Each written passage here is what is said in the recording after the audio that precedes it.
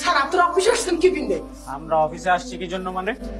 আমার কথা কিছু হলেন নাই মগো স্যার, এই তো গলা কাটার বিষয় মানুষকে বিদেশ পাঠায়, এ কারণে গতকাল রাতে পুলিশ তারা কট করছে। তো এটা তো তুমি জানতা, তুমি অফিসে আসছো কেন? মোর কিছু জিনিসপত্র অফিসে আসি, তাই আমি এটা লইতে আইছি।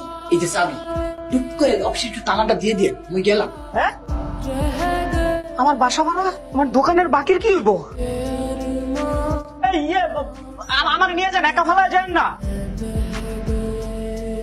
ভেবেছিলাম আজকে স্যালারি পাবো, বাড়িতে মাকে টাকা পাঠাতে হবে, বাড়িওয়ালার ভাড়া না দিলে বাসা ছেড়ে দিতে হবে। আপনার বাসার ব্যবস্থা আমি করতেছি।